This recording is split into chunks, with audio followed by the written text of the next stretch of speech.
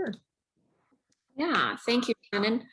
So the Tuesday transition talks at 12 is kind of a collaboration between Northern Lights Interagency Council and then Duluth's version of the Interagency Coordinating Council of Duluth. So a bunch of folks through these interagencies wanted to provide an opportunity for parents to gather information in terms of preparing your child for life after high school and some of the key things that you need to know and supports that may be of use to you and your family. So rather than do it in person like we have in the past, doing the virtual webinar was an avenue for us to still get that information out there. So we hope people find it useful. As Shannon said, it is being recorded, so all of the videos are accessible on our website, where you can watch it at your own leisure as well, and any handouts or slideshows that presenters share there for your perusing as well. So if you have any questions throughout, John is more than willing to stop and address those or enter it in the chat, and I can read them as well. And again, we look forward to participants asking questions. And then at the end, we'll kind of go over the next couple sessions coming up for the month of March. So, all right, John, you can take it over. Okay, thank you very much, Jessica. I am going to attempt to share my screen. And I did this successfully earlier, so we'll see if I can do it again. How does that look? Great, got 2 thumbs up. All right, well, today I am, number one, I'm happy to go off topic if questions come up, but I do always have to give a disclaimer. Attorneys, we love disclaimers. We always love fine print. And so the fine print today is I'm allowed to do these presentations and give general information. I'm not allowed to give specific legal advice in this type of setting. And so if you have a question that is specific to your family, your situation, I cannot answer a question that says, you know, my son, Bob, what do I do? However, we can talk about theoretical situations. So we could talk about what if there was a young adult and this young adult was finding himself or herself in this situation. So you'll forgive me if I do get questions that are specific. I'm just giving you a heads up. I'm going to defer those. I'm not going to answer those today. So I appreciate your understanding with that. So just a little bit about what I'm hoping to cover today, and I'm not sure you know, which part is going to be most interesting for those of you watching or attending. So I'm going to start basic and try to build up from there. So at the beginning here, I'm just going to try to you know, introduce myself, and then letter B, do some just terminology, define, contrast. What are we talking about? What are the legal terms? What are the legal concepts? What's the problem? I know Anita Raymond spoke last week about supported decision-making and alternatives to guardianship, so I'm not going to spend certainly as much time as Anita did, but Anita and I are very aligned in our attitudes towards guardianship and treating it as a last resort, not the primary option. And so I do, from a legal perspective, just want to highlight some of the challenges that we see our clients face using guardianship. And then I am going to talk about just the general petitioning for guardianship. What's the timeline? What's the process? What's the order of things? How does it happen? And then at the end, just some extra resources.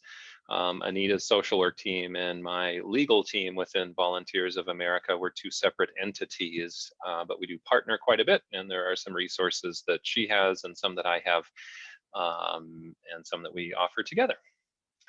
And then I do have time at the end for question and answer, but certainly you're welcome to interrupt me along the way as well. And it could be a question about anything. Could, you know, baseball started this weekend, could be a question about baseball. I'm a big baseball fan. It was exciting to hear the Twins on the radio over the weekend. We can go off topic a little bit if you want to. So just a little bit more about myself. I am an attorney at Estate and Elder Law Services. I have been doing guardianship law since my very first job as a baby attorney out of law school. So I've been doing guardianship since 2007. And this is my contact information. I'm always happy to take questions via email or phone if it's something you want to talk about later, or a question that comes to mind later that you don't have time to get to today. So my law office in Northeast Minneapolis, so just to touch on a couple things here, we're a very unique law office in that we are a nonprofit. So all of our attorneys, we have no financial gain on a personal level from the work that we do. All of the money that comes into our firm helps subsidize and pay for the mission of offering legal services to low-income individuals. And so when I say the money that comes into the law firm, I mean that because it is our full pay clients that pay for our low-income clients. We do not get any money from the government. We are not legal aid. We are not funded by outside sources. We're funded by clients who use our services. And so that's attractive to a lot of our clients. Our full rate services are pretty much the same as you would find at any other small suburban law firm in the Twin Cities. But instead of the money going to the attorneys, the money stays in the firm and helps our outreach. Again, elder law is a little bit of a strange word to describe what we do, especially in terms of guardianship. At our firm, we have no age requirements. We have no income requirements. We can work with anyone, all ages, all incomes. However, we are limited by geography. We still have to meet in person with people on most cases, and so we are somewhat limited to the metro area. Though with Zoom hearings in court, we have been able to stretch the boundaries a little bit further during the pandemic, which has been an unforeseen, I think, benefit in some ways. So as I said, the guardianship piece falls under elder law, but as we all know, guardianship could mean a young adult turning 18 that we need to file for guardianship. It could mean an older adult who has dementia or Alzheimer's that we need to file for guardianship. So it really is a wide range of situations and ages that fall under the guardianship category, and guardianship falls under the elder law category. I also teach. I'm an adjunct professor at the University of St. Thomas School of Law, and I teach the Elder Law and Guardianship Alternatives Clinic. So I have a small group of students every semester that take on actual client cases, individuals from the community, and they perform free legal services for these individuals. And the cases that we take are very selective. We only take cases that where people are trying to avoid guardianship. Or if it's an existing guardianship and they're trying to modify it to make it less restrictive, or if they are trying to terminate their guardianships. So over 7 semesters, and I forgot to update this number. It's exciting. We have 18 guardianship terminations that we've completed over 7 semesters at St. Thomas. And then all of those clients, they continue to have access to our estate and elder law office after the student work is done. So here's some just general information. Why do people seek guardianship? Overall, I think it's a very positive reason. People want to help.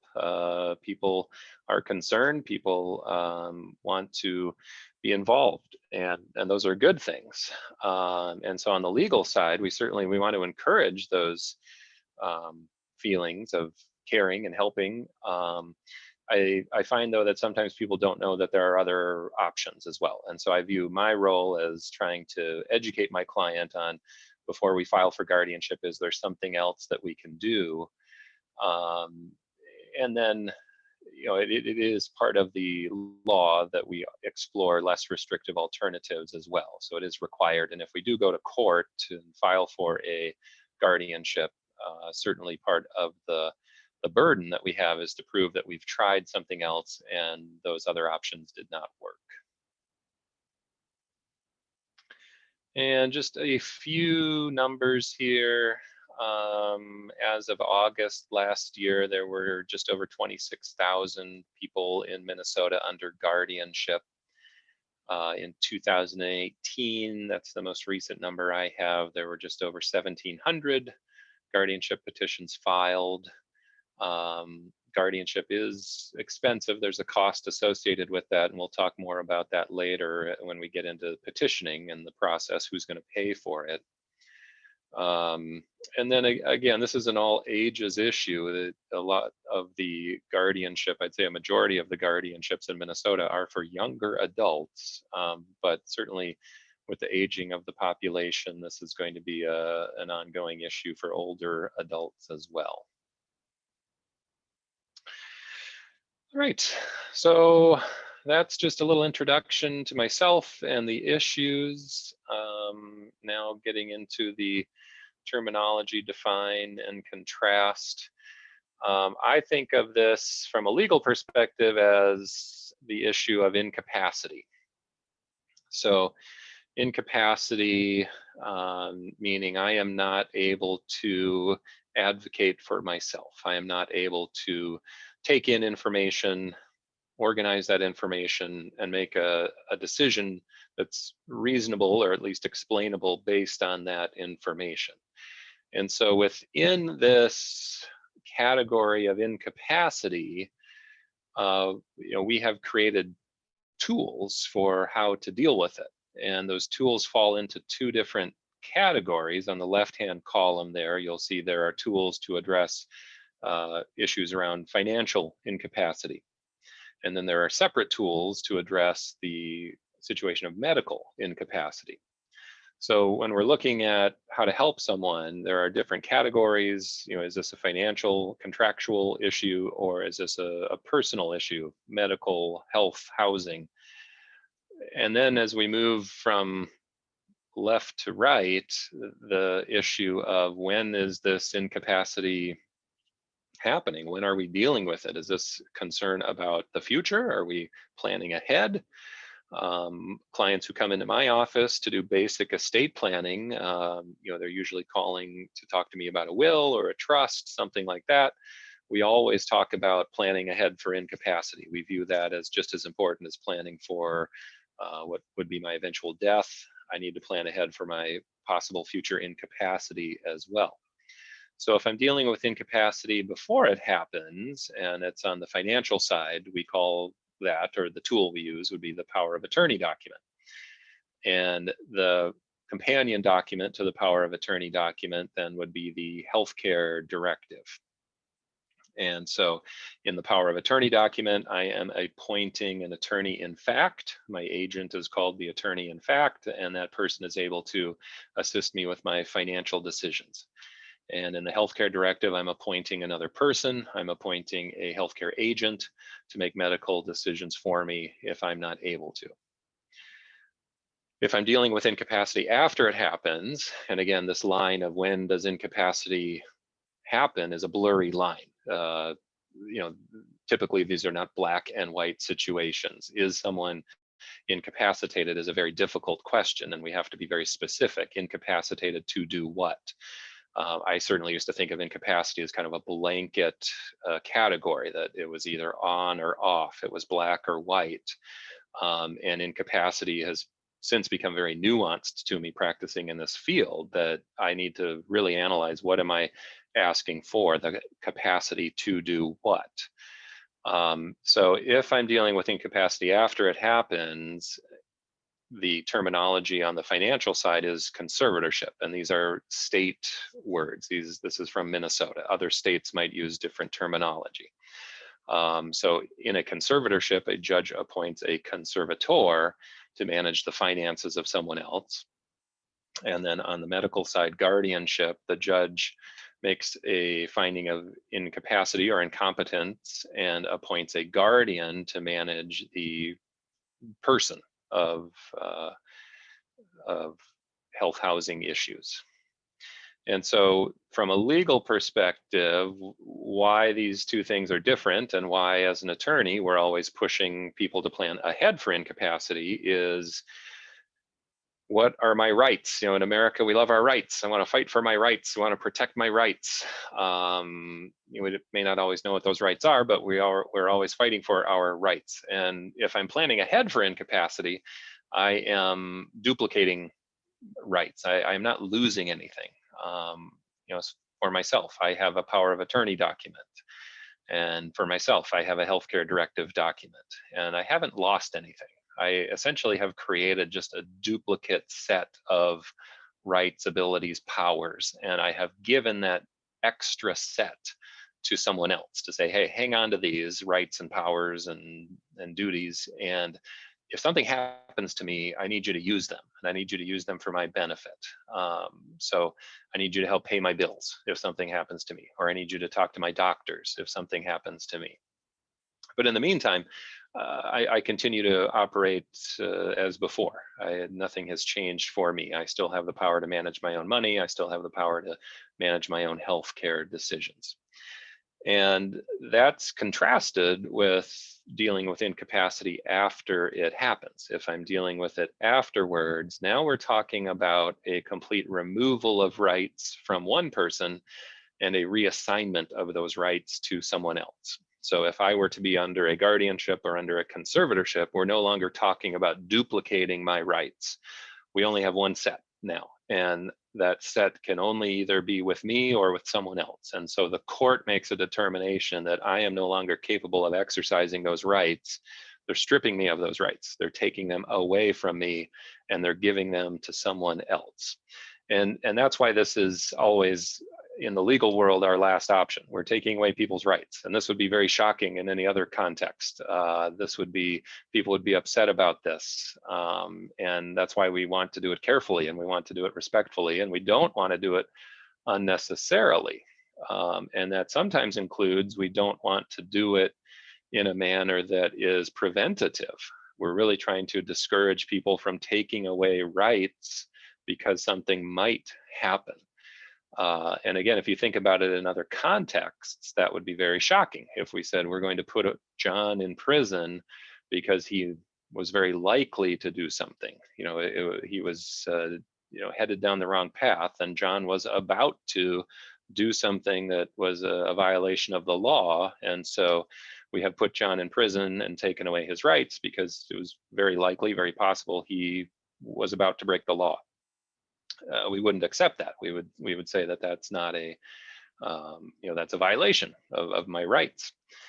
However, sometimes in the guardianship world, we're more likely to accept a scenario like that, to say, well, John was very likely to make a bad decision, and so we need to take away his ability to make these decisions. We're really trying to push back on that and say, let's preserve people's rights if at all possible.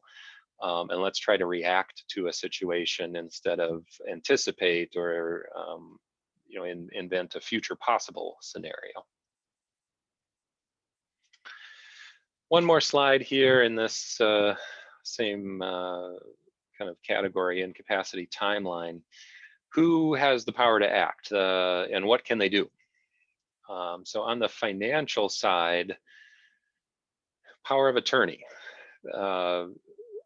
These exist simultaneously. So I have a power of attorney document. I have named an agent in my document. As I said before, no rights have been taken away from me. But if you're using the Minnesota statutory short form power of attorney, which is the most common form, the most widely used form, you'll notice that that form, the power that you've given, is immediate. There is no delay. It is not a springing power that comes to life at some point in the future. My agent, as soon as I sign that document, has the authority to act on my behalf and to access my accounts. So it is a simultaneous power. Either person can act. That's a little different. I'm bumping down here to the healthcare directive. This one, I have a healthcare directive. I have named an agent. My agent does not have any power until some future event. So I'm the only one that controls my medical decision-making. It is a springing power, meaning at some point in the future, if John becomes incapacitated, and generally it's a physician that's making that determination, or a hospital, or a medical ethics board somewhere that's saying, okay, John is no longer capable, then the power shifts. It moves to my agent at that point. But that's always a concern people have with the healthcare directive. They say, I don't want to lose control of my health, my decision making, and certainly with a healthcare directive, you do not lose anything. You remain completely in control of your care as long as you're able to exercise and communicate those ideas.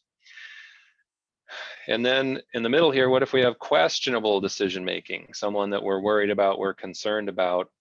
On the financial line there, power of attorney. Because the power is duplicated, I don't have any ability to stop someone else. So if I have a power of attorney, I've named someone else as my agent, and I am being taken advantage of. Let's say I think I've won the lottery overseas, I'm sending money to a foreign country because if I give them 10 grand, that's just the fee to collect my 10 million. And that makes sense. You can't stop me. It's my money. I can do whatever I want to with it. The power of attorney is that duplication of rights. I can't shut down someone else's access to their own money. It's still my money. I still control it. We both have access to it, but it's not going to stop someone from doing something they're not supposed to be doing. And then on the healthcare directive side, similarly, maybe I'm confused, I'm making some poor decisions, I'm making decisions that are not medically appropriate or in my own best interest, and I've appointed an agent. There's no ability for the agent to kind of fix me if I'm being uncooperative. There's no ability in the healthcare directive to force me to do something that I can physically refuse or even kind of intellectually refuse. I don't want that type of treatment. I don't want that type of care. The healthcare directive is very ineffective in forcing someone to do something they don't want to do. And then what about after incapacity? After incapacity on the financial side, the conservatorship. The conservator has the sole authority to act in the financial best interest of the principal. So there's only one person who has the power at that point if we have a conservator appointed. If the conservator is handling my finances, now I no longer have access to my own finances. And so if I've been exploited and we need to stop the exploitation, conservatorship is an option because that does remove from me access to my own finances. And then on the guardianship side, on the medical category, the guardian, if I have a guardian appointed to manage my health, they have the sole authority to make decisions, but they're still stuck in many ways because there's still no easy fix to deal with someone who's uncooperative. In both cases of the healthcare directive and the guardianship, this is not a police power. This is a paper power. It's a legal power, but not a power to force someone to do something against their will. This will not work. The only option in Minnesota to force someone to do any type of medical treatment or medical, to force them to take medication, et cetera, would be through the civil commitment process, which is not something that I can initiate as a private attorney. That is initiated by the county. So the civil commitment process would be the only option for someone who refuses to take medication and we need to force them to take medication, or refuses to go to some type of treatment and we need to force them to go to treatment. Guardianship won't fix that. A healthcare directive won't fix that. So again, I mentioned capacity, that capacity is not a black-white, on-off situation. It's very nuanced. It's more of a dimmer switch, but it also depends on the capacity to do what. Sometimes I think about walking. If we say to someone, can you walk? Well, there's a lot of different ways to walk, different distances. It's different if I say the capacity to walk where. Now that's a different question. Am I able to walk? Yes. Well, can you walk to the end of the hallway? Can you walk to the end of the block? Can you walk 5 miles? Can you walk 100 miles? Those are all very different questions. And so capacity is somewhat similar. in different levels of capacity are required to do different things. And so it's not, you can walk or you can't walk, it's how far can you walk? And so with capacity, it's not are you capacitated or incapacitated, it's how much capacity do you have? Generally, everyone has some level of capacity to do some limited decisions. And again, it's possible to have capacity in one area, but not in another area.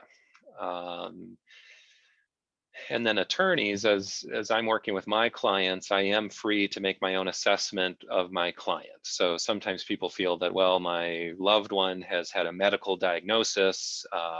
It's clear now that we've lost any chance to do less restrictive alternatives. We can't do a power of attorney or a healthcare directive because we've been to the doctor and we've gotten a diagnosis of autism or dementia or something else. And that's not the case. As an attorney, I am not limited or bound by any type of medical finding. I get to make my own determination based on what my client's trying to do and the legal standard to complete that. So what's the problem?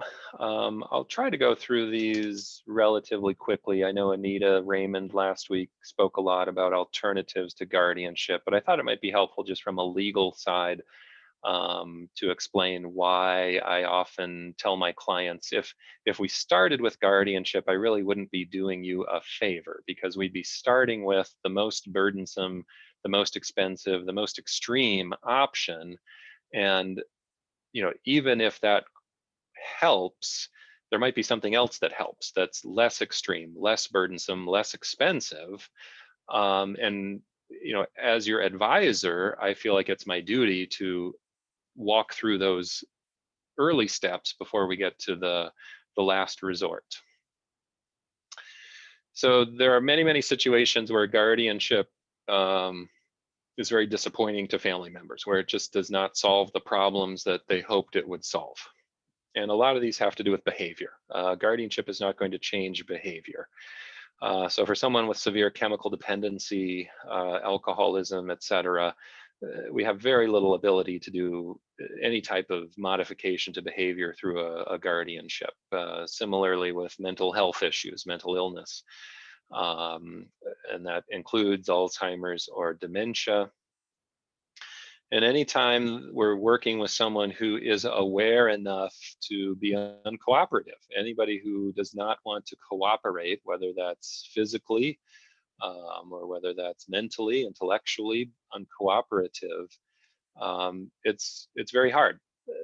The guardianship, at least in Minnesota here, we do not have a police power. I mentioned that before. Oftentimes I'll get a call that says, I need to move someone. I need to move a loved one. I've made an arrangement for them to be somewhere safe. I've made an arrangement for them to be in a group home. I've made an arrangement for them to be in assisted living, but this person is refusing to go. I can't get them there. Well, even if you're the guardian, there is no sheriff or marshal or police car that I can pull up to your house and put them in cuffs or put them in the back of the squad and deliver them to the group home or deliver them to the assisted living facility. It's a contract power. It's a paper power. You have the authority to get information. You have the authority to sign documents and make plans, but we really don't have the power to force someone else who refuses to follow those plans. And that's really hard. And so some of my clients end up just dealing with these issues in more informal manners because the guardianship isn't going to give them any additional help, and in fact probably subject them to more burden that they wouldn't otherwise be under. So a healthcare directive or a guardianship, they don't fix things. It's not intended to cure someone. So it's not going to make a disability or illness go away. It's not going to force someone to take medications. It's not going to force someone to behave in an appropriate manner.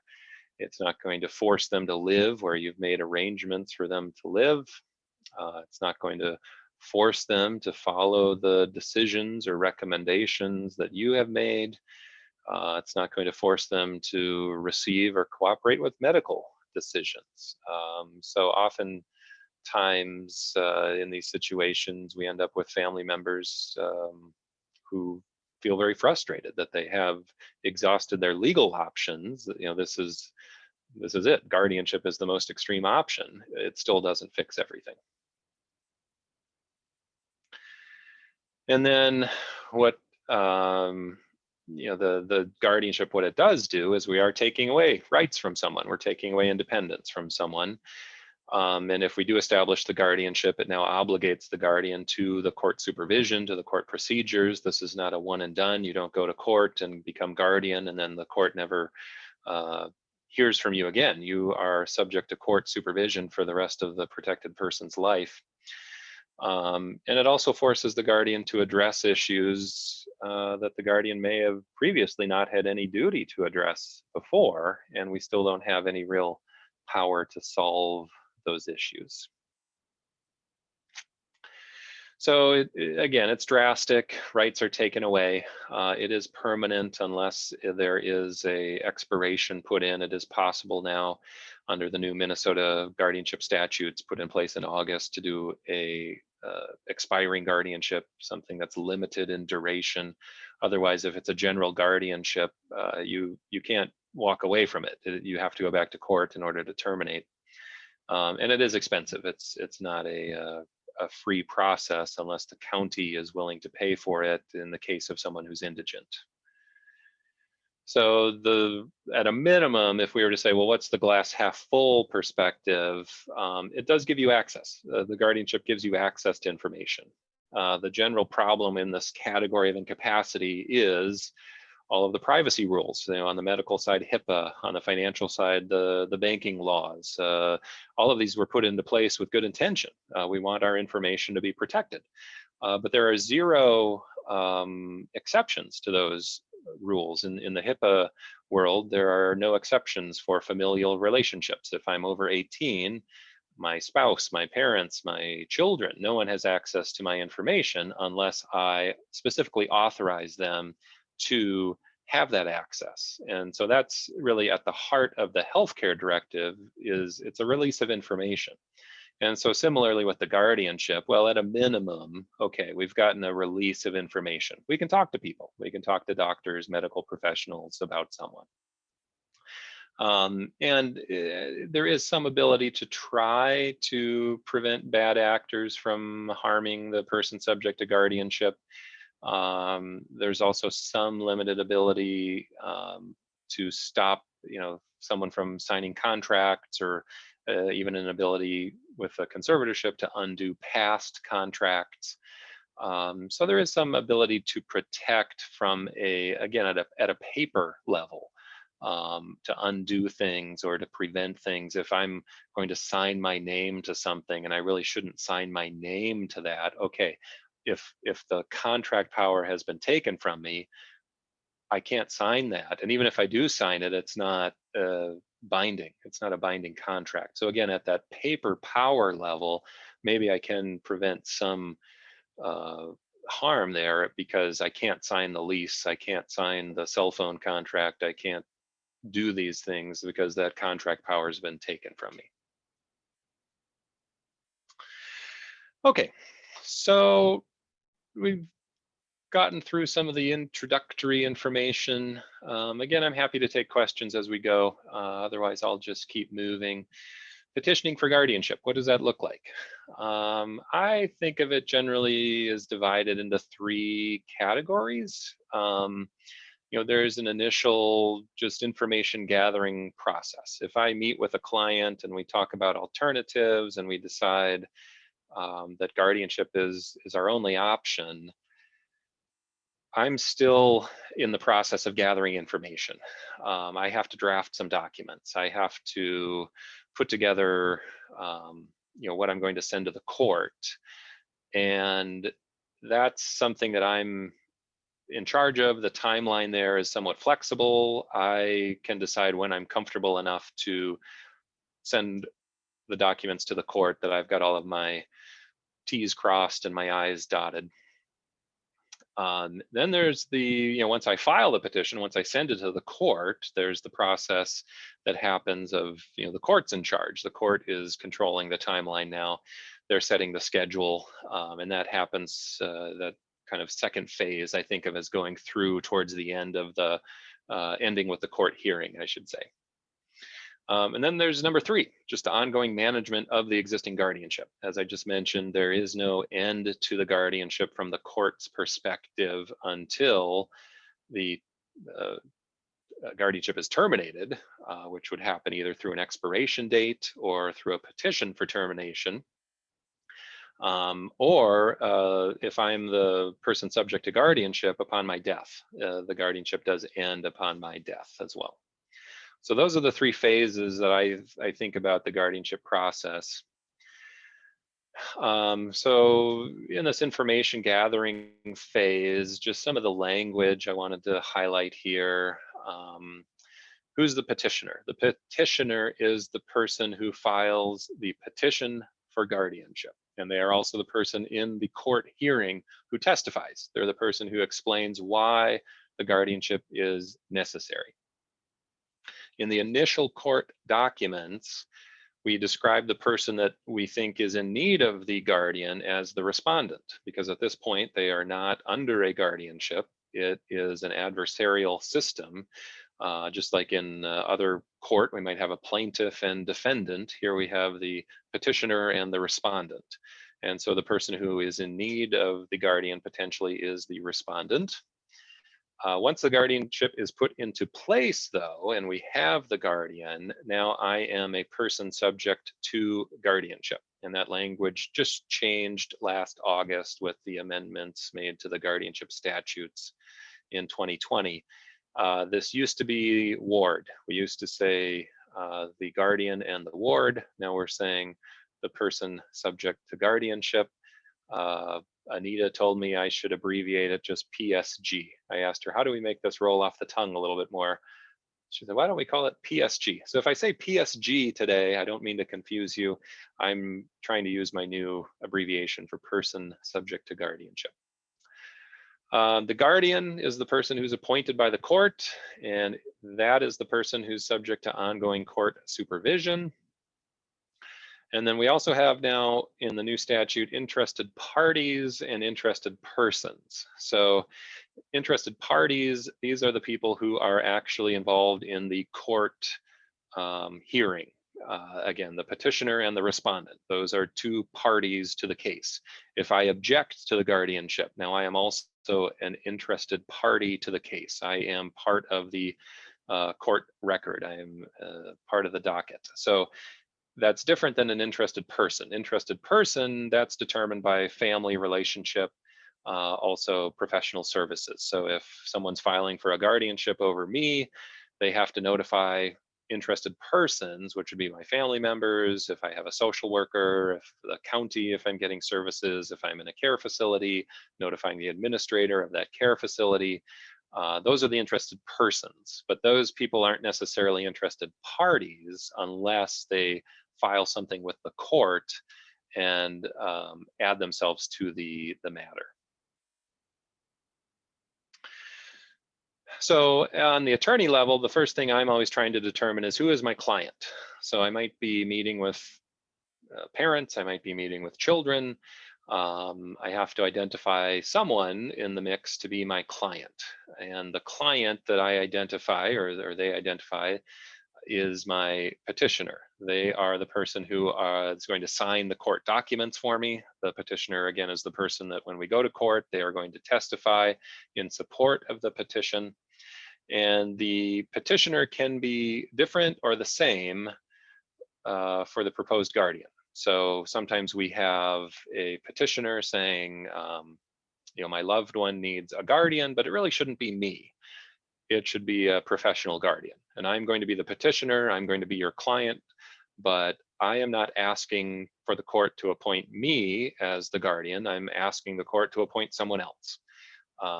Sometimes we'll say, I'm the petitioner, I'm here, but I want my sibling to be the guardian, or I want another family member to be the guardian.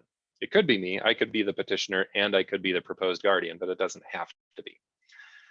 And then there's always a question of payment. Going to court is not free, typically. So there are people to pay. There are attorneys to pay. The court has payment that they want to collect. And in the guardianship conservatorship process, the payment comes from the assets of the respondent. And we have to be careful there, because if we go to court and we lose, then we're not going to have access to the assets of the respondent. So you have to make sure that there are other ways to pay if you're unsuccessful. Also, if the respondent doesn't have any money, if this is a young adult or if this is someone who's otherwise indigent, on a county by county basis, every county is different, so I can't make any universal statements here, but most counties have some type of screening process, a committee, a petition, an application of some sort to apply for IFP funds. So an IFP is an abbreviation for in forma pauperis, meaning that we don't have the money needed, and can we get a waiver on the court fees? And in addition to waiving the court fees, is there any money available to pay the attorney fees, and in some cases even the professional guardian fees as well? But there's always a conversation about money. Where are we going to get paid? And how is the county going to get paid? How is the court going to get paid? So I'm still in this information gathering phase that I identified as the first phase. And as I mentioned before, we control the timeline. So if I'm working with my client, we get to decide when have we gathered enough information? Have we talked to enough people? Are we ready to file the petition? We're in control of this process. I have some clients that we do this very quickly. They want the petition filed as quickly as possible. I have other cases where we're waiting. We're waiting to see for a development, the next doctor appointment, something else. We can control the timeline here. And as I said, we're always in this information gathering process open to the fact that maybe there's another alternative. Do we still need guardianship? Has another idea arisen, or has been any change in the circumstances or the diagnosis that might open up a different option?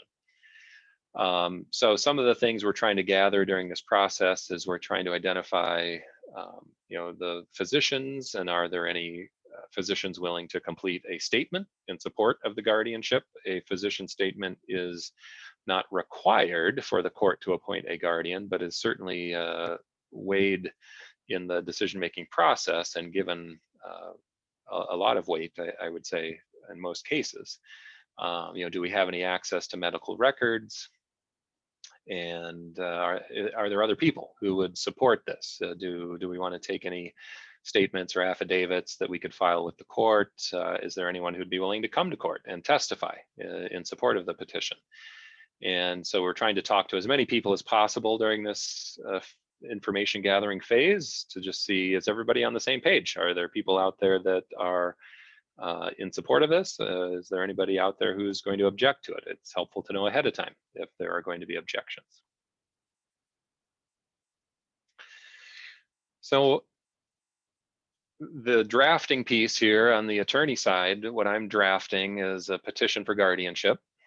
In August, we had the change to the law, and one of the changes is that the petition for guardianship now is not including any type of private medical information or information about diagnosis, information about finances, information about existing healthcare directive or power of attorney documents. A lot of that private information has been moved to the bill of particulars. So this is something that was previously done, has not been done in the guardianship world for quite some time, but is back.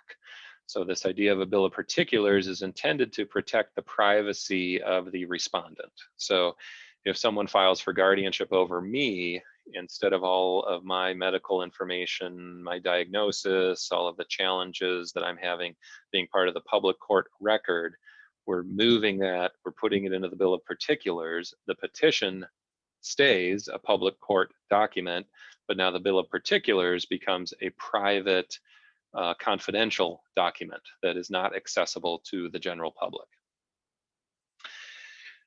Along with the petition and the bill of particulars. Whoever is going to be the guardian, I need to have them sign the acceptance. They have to submit an acceptance to the court. Part of the acceptance document is they're also swearing that they have watched the court guardianship video that is available on the court website. There's also a background study consent form. You have to agree to have a background study done if you want to serve as the guardian. And I think right now the law requires that that be renewed every 5 years for an existing guardianship. It was every 2 years, and it's been pushed out recently to 5 years, is my understanding. If I have a physician statement, I want to finalize that. And then I'm submitting some proposed documents, a proposed notice of hearing, proposed order, proposed letters, and I'm filing all of those documents with the court. And once those documents are filed with the court, now I'm in phase 2. I have an active open petition for guardianship in the court system. And so at this point, I have lost control of the timeline. So my clients also often want to know, how long is this going to take? And I tell them, I can control the first phase. When are we going to file the petition? But I can't control the second phase. Every county is different. I don't know how long it's going to take for us to get a hearing date. It might take 2 months. It might be faster than that. I don't know. So the court is in control. They are the ones that schedule the hearing. Once the hearing is scheduled, it's my job to send out notice. Again, that category of interested persons. I have to give notice of this hearing to all of the interested persons. I don't have a choice. Sometimes clients say, well, I have a sibling who technically is an interested person, but we are estranged. We don't know where this person lives. We've never heard from them. Well, we have to make an effort. We have to try to find them, and we have to explain to the court what efforts we made to try to find them. I can't just put unknown for an address on the affidavit of mailing. I have to be able to explain that. Similarly, if there are family members, a biological parent that has never been involved in my life, but now I'm turning 18, I've never met my father. I don't know where my father lives. Under the statute, that person is still my father. I have to try to find my father. I am required to give notice to my biological father. And there's no exception to that to say, unless, my father hasn't been involved with my life for the last 10 years. So there is sometimes some confusion there about who's to receive notice. It's pretty black and white. Also, there is a court-appointed attorney assigned to the respondent. The statute requires that. Most counties do follow the statute. I'm aware of some situations where a court-appointed attorney was not assigned. It might be county by county, but technically, according to Minnesota statute, they are required to appoint an attorney to represent the respondent. And again, that court-appointed attorney gets paid either from the respondent's assets or from the court if the court has, or county, I should say, or court has authorized the waiver and payment of fees. And there's also a court visitor. A court visitor is assigned to go out and meet with the respondent and make a report to the court. So the court visitor is supposed to be a neutral person who is making a neutral assessment and a neutral report back to the court. The court-appointed attorney is not a neutral person. They are there to represent the interests of the respondent. And again, this process is adversarial. This is set up in that plaintiff-defendant type fashion, which is a little artificial sometimes or strange because these are family members oftentimes, and these are people who go home and have dinner together. But during the court process and during the court hearing, they are on opposite sides of a legal matter.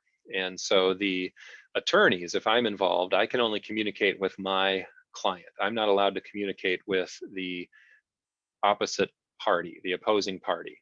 And objections can be made to these proceedings. The respondent can say, no, I don't agree to this guardianship. So this takes us on to the hearing. The court has scheduled a hearing. We're going to court. Again, going back to who is my petitioner, who is my client. I am taking testimony from my client at court, and I have to prove the petition that I filed through testimony. So the client is testifying, the petitioner is explaining why guardianship is needed, and the burden is on us. The burden is on the petitioner to prove that this guardianship is necessary. Technically, even if no one else objects to the guardianship, the court could deny my petition because the court is not convinced that I've met my burden of proof. That doesn't happen very often, but it is possible. The burden is on me as the petitioner. Also, because we're dealing oftentimes with family members, people we love, it's an unusual situation because instead of describing our family members in terms of what they can do and in the positives, we're describing them in the negative. It's all about what they can't do, and it's all about the negatives. And because of that, this can often be an emotional and sometimes a traumatic time for family members. That's something I ask my clients. Are you comfortable talking about these problems in front of the person? Because everyone's there. Everyone is at the hearing. Unless the respondent is excused for good cause, which typically requires some type of medical reason, the person who needs the guardian is there listening to everything you say. And are you able to get up in front of the judge and explain all of the problems that this person has while they're sitting there looking at you? And also can be confusing for the respondent as well, particularly for older adults with dementia or Alzheimer's. Going to court is often associated in the negative with being in trouble, and they may not understand what the guardianship is, and this can be a traumatic experience for them, taking someone to court. So part of the analysis, again, of do we want guardianship is, do we want to go to court? Is that something we can handle? If everything goes well, these hearings are typically very brief, maybe only 15 minutes to have the guardian appointed. That's different though if it's contested. If someone objects to this, then the court will most often kick this out to a future hearing date down the road, in which we have a half day or a full day for a more formal trial. And then this is the last phase here, the ongoing management of the existing guardianship. The court will issue an order. The order says who has been appointed as the guardian, and the order will have extra information about some of the duties of the guardian. There's also just a one-page document called Letters of Guardianship, and the letters, sometimes I tell my clients, is a Cliff Note version of the order. And so if you're out at the bank or at the doctor or someone else, typically you only need to bring the letters, that one-page document, because that shows who the guardian is, what powers the guardianship has, and if there's any expiration to the guardianship. And then, as I said before, that the guardian, once appointed, that's not the end. You are under court supervision for the rest of the person subject to guardianship's life. You have annual reports that are due. You have ongoing background consent forms that are due. You have to keep the court updated on any change of address for yourself as guardian or for the person subject to guardianship. Certain things require the approval of the court, either going back to court or petitioning the court. There are certain things you just can't do unless the court approves them, even if you are the guardian. And then sometimes I have guardians who say, well, I'm done. I just want out. And that's not possible. You can't just resign as the guardian unless you found someone else to take your place. And if you think about it, when you went to court to get the guardianship, you didn't have to prove that you were going to be the guardian. You had to prove that the other person needed the guardian. And so if you feel like you no longer want to be the guardian, that doesn't really matter to the court, because the problem of the other person needing a guardian is still there. And they're not going to let you resign unless you find someone else to take your place. And if we want to modify the guardianship or terminate the guardianship, we do have to go back to court. We have to have another hearing, another notice, another round of all the formalities. And the only exception to that is if you're utilizing the new option under the law to have a guardianship that's limited in duration that would expire on its own. So again, just a summary here. I think of this in terms of 3 steps, 3 phases. I'm gathering information, I'm in the court process, and then number 3, I'm under court supervision for the rest of the existing guardianship. So just a few resources here. I'm at the end of the presentation. I mentioned before that Anita Raymond spoke last week to this same group, and Anita has her team of social workers, and I have my team of attorneys. We're two separate entities within Volunteers of America, but we do collaborate as much as we can. We enjoy each other's company, and we find that our clients benefit from sharing the expertise of both the social work side and the attorney side. So we're always happy to collaborate with each other whenever we can. And along those lines, the social workers and the attorneys were doing a monthly guardianship information clinic. We have one tomorrow, which would be Wednesday, March 3rd. So if you're watching the video of this, probably maybe too late to jump in on March 3rd, but you can keep an eye out for this. We're trying to do the first Wednesday of every month, at least for this year, 2021. And then there's also the guardianship information line, and this is manned by the social work team. This is a free call, and you get to speak to usually Amanda Hudson at the Center for Excellence for Supported Decision Making. So that's the end of my presentation. I've saved a few minutes here for questions and answers. Otherwise, if there aren't any questions, that's fine too. Hopefully the information is useful. And I see we only, I think, have 2 minutes left. So this timed out pretty well.